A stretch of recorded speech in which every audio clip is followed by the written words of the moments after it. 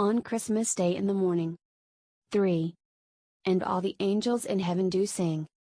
On Christmas Day, on Christmas Day. And all the bells on earth do ring. On Christmas Day in the morning. Old song. That Christmas Day virtually began a whole year beforehand, with a red-hot letter written by Guy Fernald to his younger sister, Nan, who had been married to Samuel Burnett just 2½ years.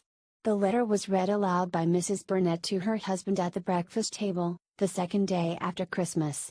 From start to finish it was upon one subject, and it read as follows. Dear Nan.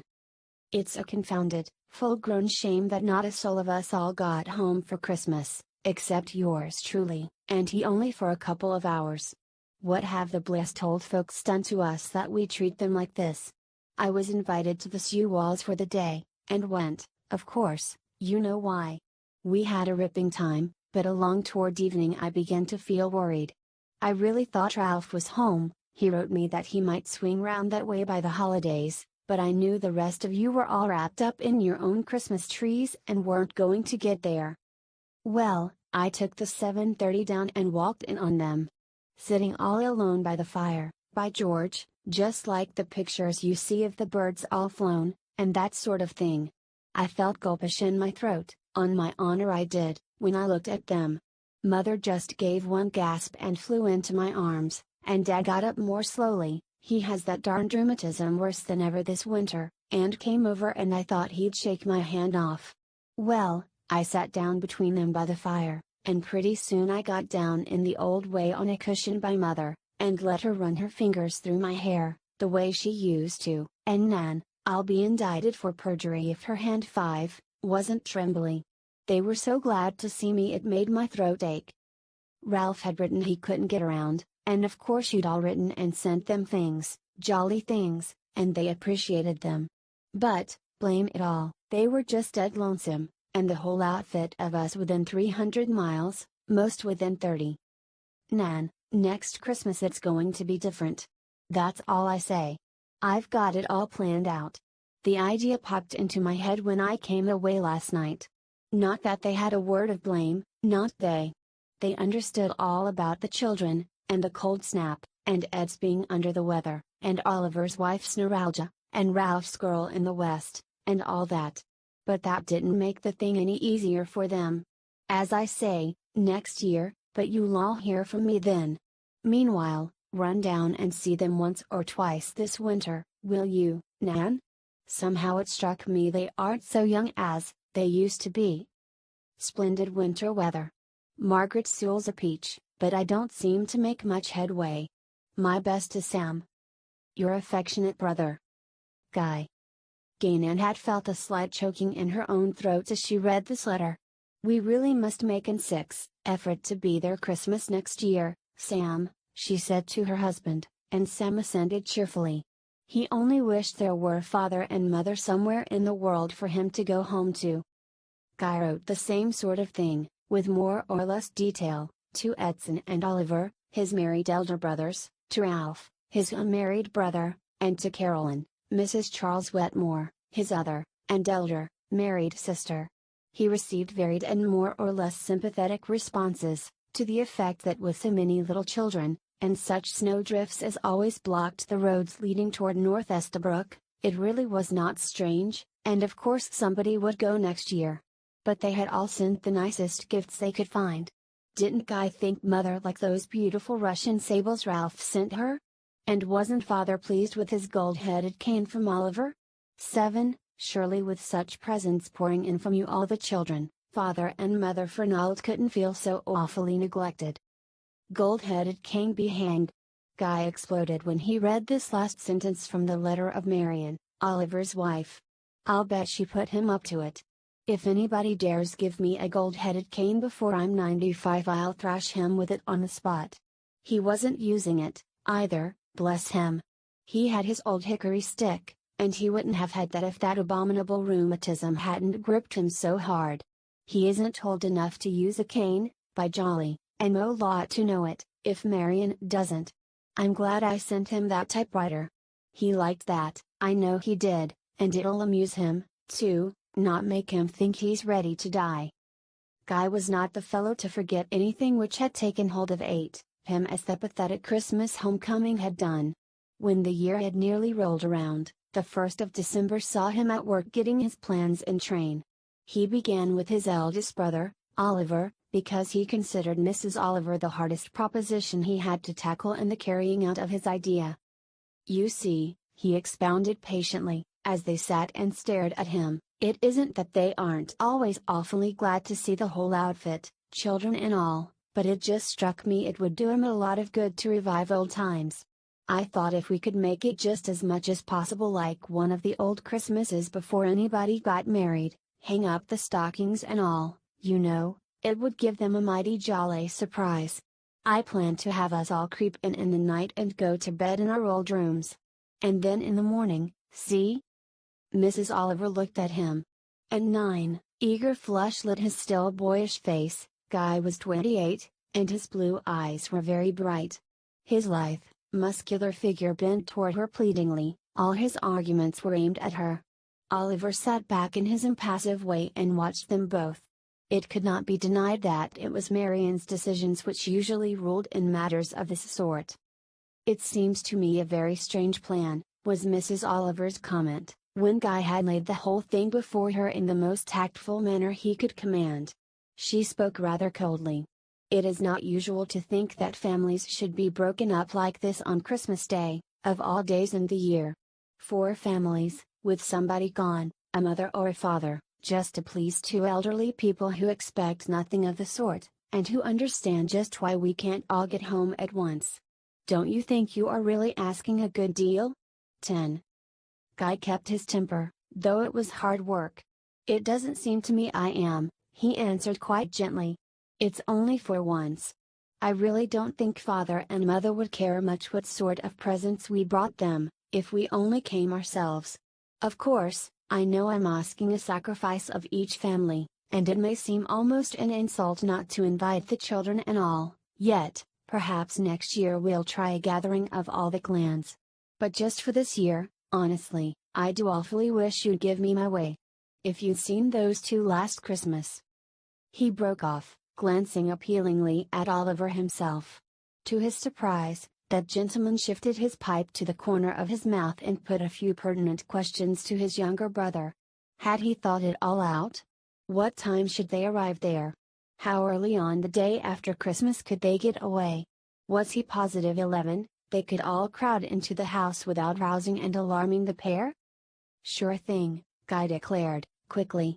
"Marietta, well, you know I've had the soft side of her old heart ever since I was born, somehow. I talked it all over with her last year, and I'm solid with her, all right. She'll work the game. You see, Father's quite a bit deaf now." "Father deaf?" "Sure. Didn't you know it?" "Forgotten. But Mother'd hear us." "No, she wouldn't. Don't you know how she trusts everything about the house to Marietta since she got that fall?" "Mother get a fall?" "Why, yes." Guy stared at his brother with some impatience. "Don't you remember she fell down the back stairs a year ago last October, and hurt her knee?" 12. "Certainly, Oliver," his wife interposed. "I wrote for you to tell her how sorry we were. But I suppose she had entirely recovered." "She's a little bit lame, and always will be," said Guy, a touch of reproach in his tone. "Her knee stiffens up in the night, and she doesn't get up and go prowling about at the least noise, the way she used to. Marietta won't let her. So if we make a whisper of noise Marietta'll tell her it's the cat or something. Good Lord. Yes, it can be worked all right. The only thing that worries me is the fear that I can't get you all to take hold of the scheme. On my word, he turned quite away from his sister-in-law's critical gaze and faced his brother with something like indignation in his frank young eyes. "Don't we owe the old home anything but a present tied up in tissue paper once a year?" Marian began to speak. She 13, thought Guy was exceeding his rights in talking as if they had been at fault. It was not often that elderly people had so many children within call, lawyer children who would do anything within reason. But certainly a man owed something to his own family. And at Christmas. Why not carry out this plan at some other? Her husband abruptly interrupted her. He took his pipe quite out of his mouth and spoke decidedly. Guy, I believe you're right. I'll be sorry to desert my own kids, of course, but I rather think they can stand it for once. If the others fall into line, you may count on me. Guy got away, feeling that the worst of his troubles was over. In his younger sister, Nan, he hoped to find an ardent ally, and he was not disappointed. Carolyn, Mrs. Charles Wetmore, also fell in heartily with the plan. Ralph, from somewhere in the far west, wrote 14, that he would get home or break a leg. Edson thought the idea rather a foolish one, but was persuaded by Jessica, his wife, whom Guy privately declared a trump, that he must go by all means. And so they all fell into line, and there remained for Guy only the working out of the details. Miss Fernald Marietta coolly strove with all the decision of which she was capable to keep her high-pitched, middle-aged voice in order. "Before you get to bed, I'm most forgetting what I was to ask you. I suppose you'll laugh, but Guy, he wrote me particular he wanted you and his father to marry." It is rather stern, then face took on a curious expression, "to hang up your stockings." Mrs. Fernald paused in the doorway of the bedroom opening from the sitting room downstairs. She 15, looked back at Marietta with her gentle smile. "Guy wrote that?" she asked. "Then, it almost looks as if he might be coming himself, doesn't it, Marietta?" "Well, I don't know's I'd really expect him," Marietta replied, turning her face away and busying herself about the hearth. "I guess what he meant was more in the way of a surprise for a Christmas present, something that'll go into a stackin', maybe." "It's rather odd he should have written you to ask me," mused Mrs. Fernald, as she looked out the stackings. Marietta considered rapidly. "Well, I suppose he intended for me to get him on the sly without mentioning it to you, and put in what he sent, but I sort of guessed you might like to fall in with his e-day by hanging him up yourself, here by the 16, Chimbley, where the children all used to do it. Here's the nails, same as they always was." Mrs. Fernald found the stackings, and touched her husband on the shoulder, as he sat unlacing his shoes. "Father, Guy wrote he wanted us to hang up our stockings," she said, raising her voice a little and speaking very distinctly. The elderly man beside her looked up, smiling. "Well, well," he said, "anything to please the boy. It doesn't seem more than a year since he was a little fellow hanging up his own stocking, does it, Mother?" The stockings were hung in silence. They looked thin and lonely as they dangled beside the dying fire. Marietta hastened to make them less lonely. "Well," she said, in a shamefaced way, "the silly boy said I was to hang mine, too. Goodness knows what he'll find to put into it that'll fit, 'less it's a poker." 17. They smiled kindly at her, wished her good night, and went back into their own room. The little episode had aroused no suspicions. It was very like Guy's affectionate boyishness. "I presume he'll be down," said Mrs. Fernald, as she limped quietly about the room, making ready for bed. "Don't you remember how he surprised us last year? I'm sorry the others can't come. Of course, I sent them all the invitation, just as usual. I shall always do that, but it is pretty snowy weather, and I suppose they don't quite like to risk it." Presently, as she was putting out the light, she heard Marietta at the door. "Miss Fernald, Peter Piper's got back in this part of the house, somehow, and I can't lay hands on him. Beats all how cute that cat is. Seems if he knows when I'm going to put 18, him out in the woodshed. I don't think likely he'll do no harm, but I thought I'd tell you, so if you heard any queer noises in the night you'd know it was Peter." "Very well, Marietta." The soft voice came back to the schemer on the other side of the door. "Peter will be all right, wherever he is. I shan't be alarmed if I hear him." "All right, Miss Fernald, I just thought I'd let you know," and the guileful one went grinning away. There was a long silence in the quiet sleeping room.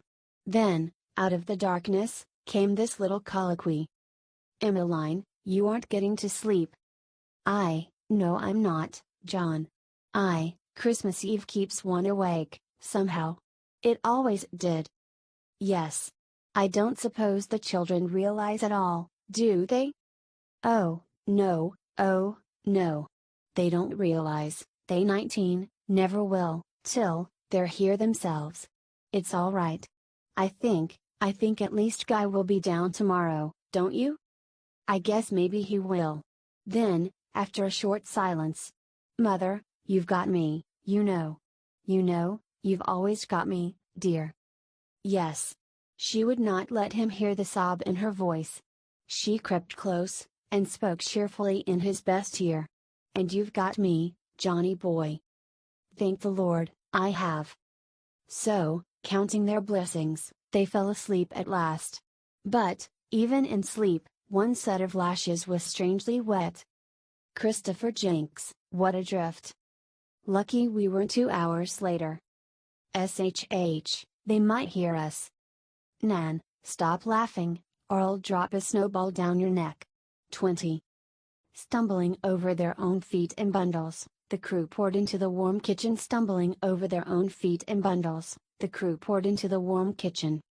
Here, Carol, give me your hand. I'll plow you through.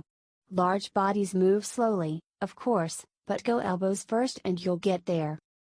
Gee whiz. Can't you get that door open? I'll bet it's frozen fast. A light showed inside the kitchen. The storm door swung open, propelled by force from inside. A cautious voice said low, that the Fernald family? A chorus of whispers came back at Miss Marietta coolly. Yes, yes, let us in, we're freezing.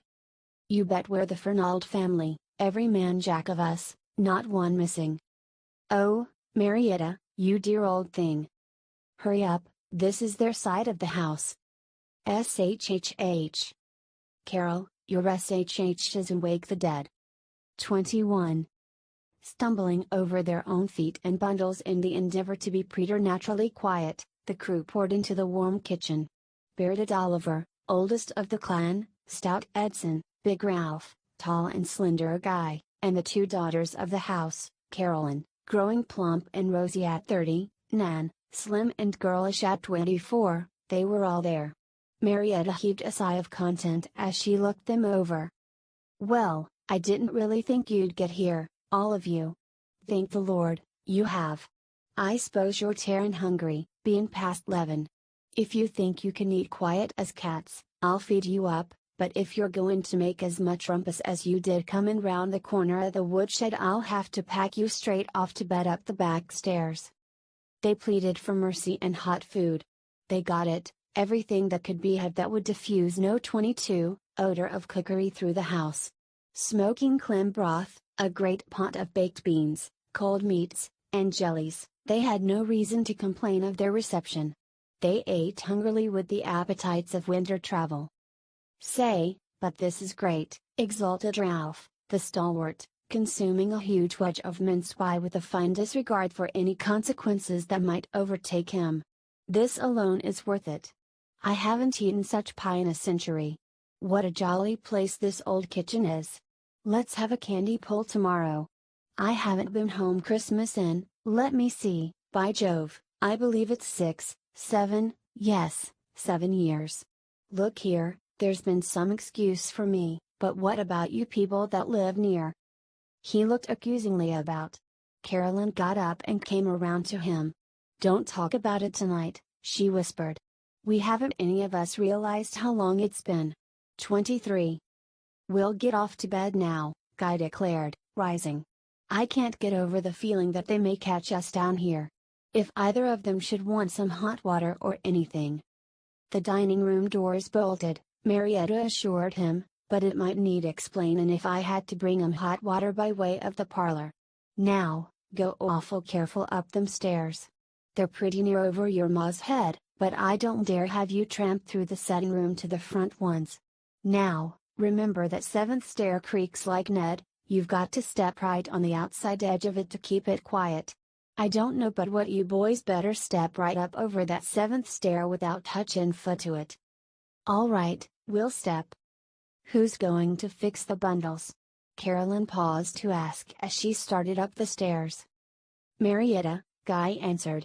I've 24, labeled every one, so it'll be easy. If they hear paper rattle, they'll think it's the usual presents we've sent on, and if they come out they'll see Marietta, so it's all right. Quiet, now. Remember the seventh stair. They crept up, one by one, each to his or her old room.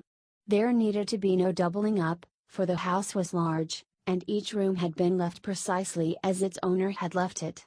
It was rather ghostly, this stealing silently about with candles, and in the necessity for the suppression of speech the animation of the party rather suffered eclipse. It was late, and they were beginning to be sleepy, so they were soon in bed. But, somehow, once composed for slumber, more than one grew wakeful again.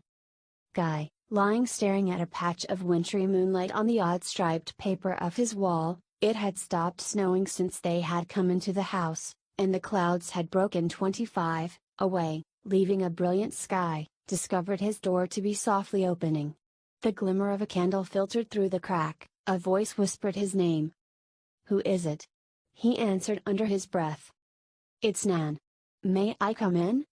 "Of course. What's up?" "Nothing. I wanted to talk a minute."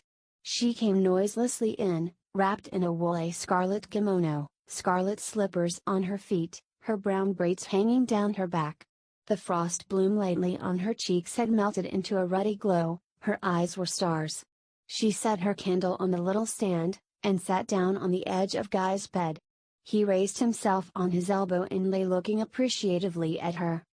"This is like old times," he said. "But won't you be cold?" "Not a bit. I'm only going to stay a minute.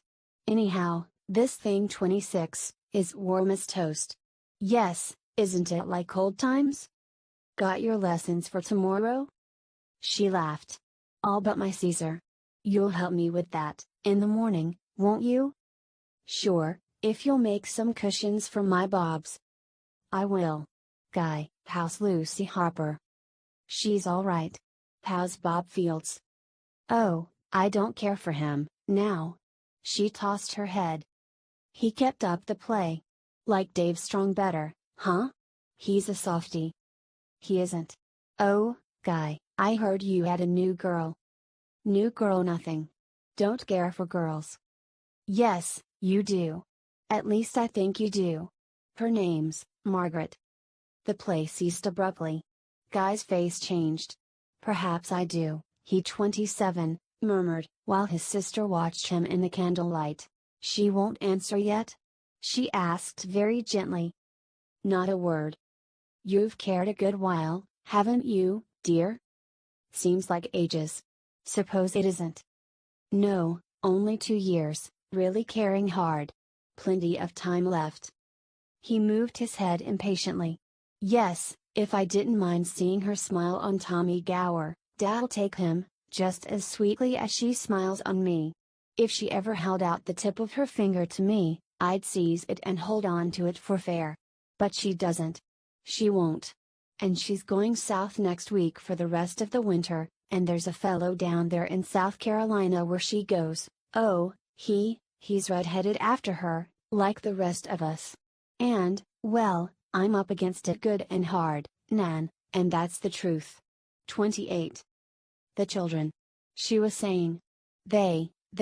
John, they must be here." "The children," she was saying. John, they must be here." "Poor boy.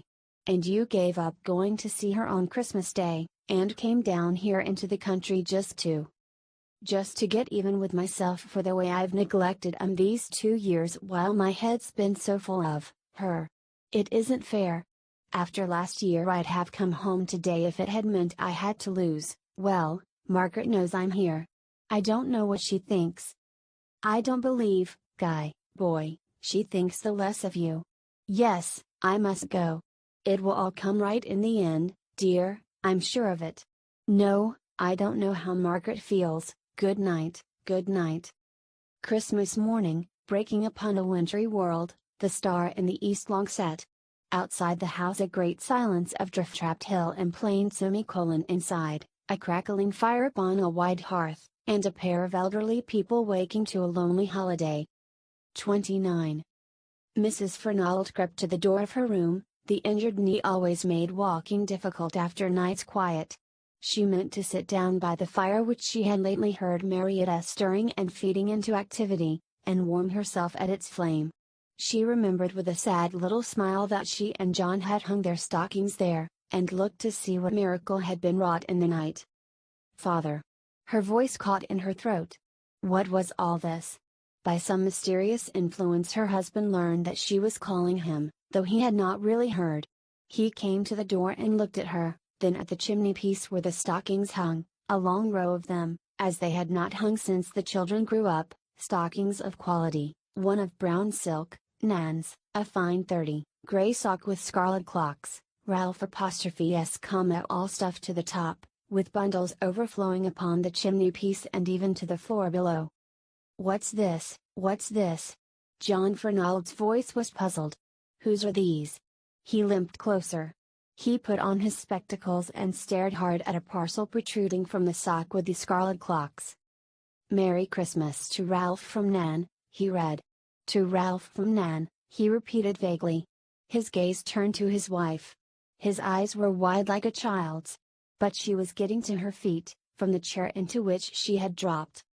"The children," she was saying. They, John, they must be here." He followed her through the chilly hall to the front staircase, seldom used now, and up, as rapidly as those slow, stiff joints would allow. 31, trembling, Mrs. Fernald pushed open the first door at the top. A rumpled brown head raised itself from among the pillows, a pair of sleepy but affectionate brown eyes smiled back at the two faces peering in, and a voice brimful of mirth cried softly, "Merry Christmas, Mammy and Daddy."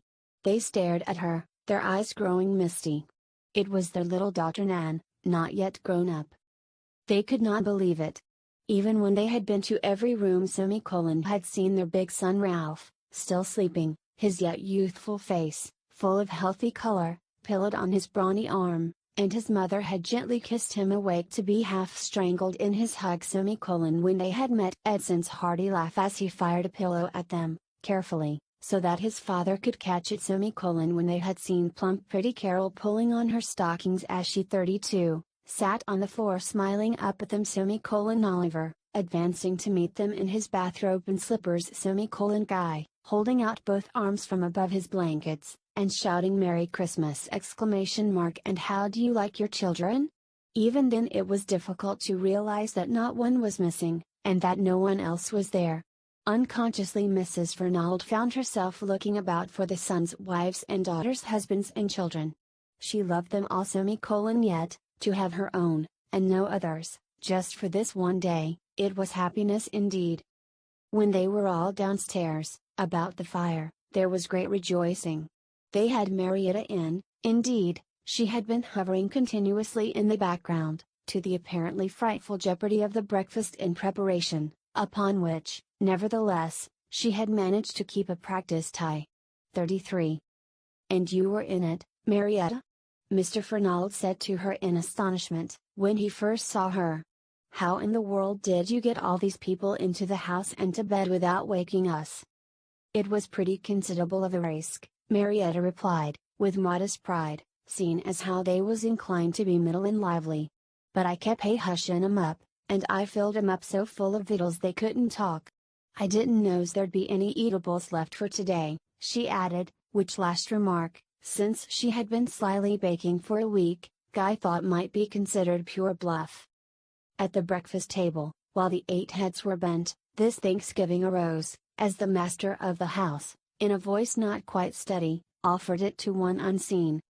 "Thou who camest to us on that first Christmas day, we bless thee for 34, this good and perfect gift thou sendest us today, that thou forgettest us not in these later years, but givest us the greatest joy of our lives in these our loyal children.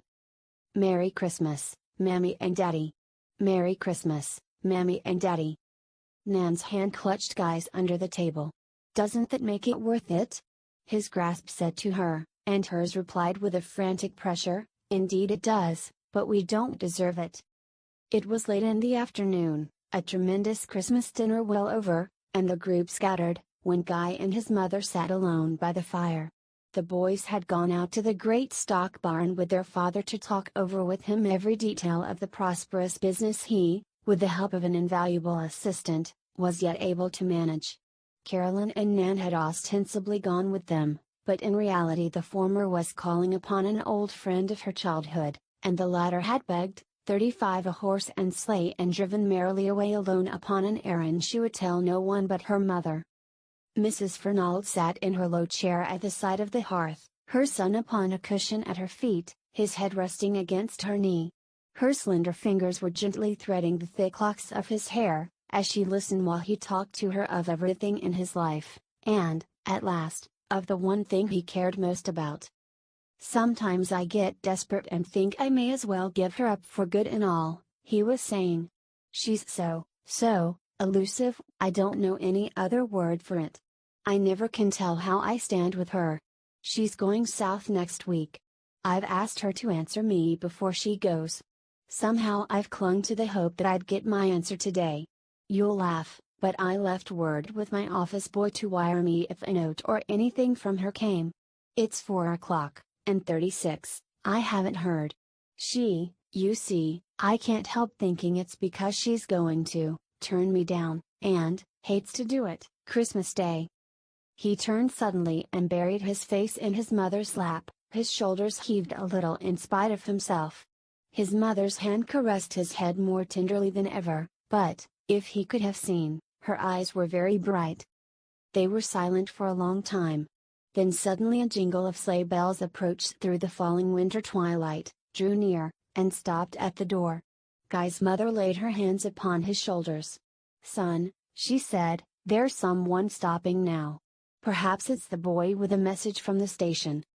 He was on his feet in an instant. Her eyes followed him as he rushed away through the hall. Then she rose and quietly closed the sitting room door behind him. 37. As Guy flung open the front door, a tall and slender figure in gray furs and a wide gray hat was coming up the walk. Eyes whose glance had long been his dearest torture met Guy Fernald's and fell. Lips like which there were no others in the world smiled tremulously in response to his eager exclamation. And over the piquant young face rose an exquisite color which was not altogether born of the wintry air. The girl who for 2 years had been only elusive had taken the significant step of coming to North Estabrook in response to an eloquent telephone message sent that morning by Nan. Holding both her hands fast, Guy led her up into the house, and found himself alone with her in the shadowy hall. With one gay shout Nan had driven away toward the barn. The inner doors were all closed. Blessing the wondrous Saga 38 city of his womankind, Guy took advantage of his moment. "Nan brought you, I see that.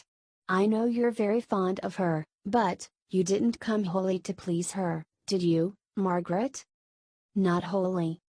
I've been looking all day for my answer.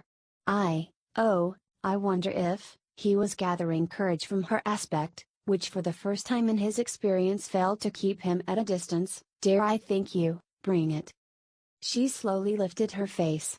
"I thought it was so dear of you," she murmured, "to come home to your people instead of staying with me. I thought you deserved what you say you want. Margaret, I haven't given you any Christmas present. Will I do? Will you do?" Oh! It was a great explosive sigh of relief 39, and joy, and as he gave vent to it he caught her close. "Will you do? Good Lord! I rather think you will." "Emmeline." "Yes, John dear? You're not crying?" "Oh, no, John.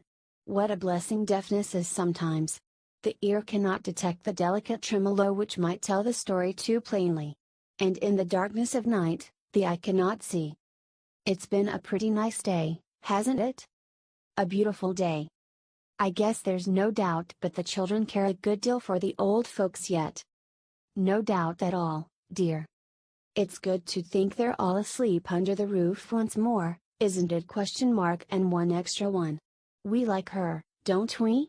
40. "Oh, very, very much. Yes, Guy's done well. I always thought he'd get her, if he hung on. The Fernalds always hang on, but Guy's got a mite of a temper. I didn't know but he might let go a little too soon. Well, it's great to think they all plan to spend every Christmas Day with us, isn't it, Emmeline?" "Yes, dear, it's great." "Well, I must let you go to sleep. It's been a big day, and I guess you're tired. Emmeline, we've not only got each other, we've got the children too. That's a pretty happy thing at our age, isn't it, now? Yes, yes.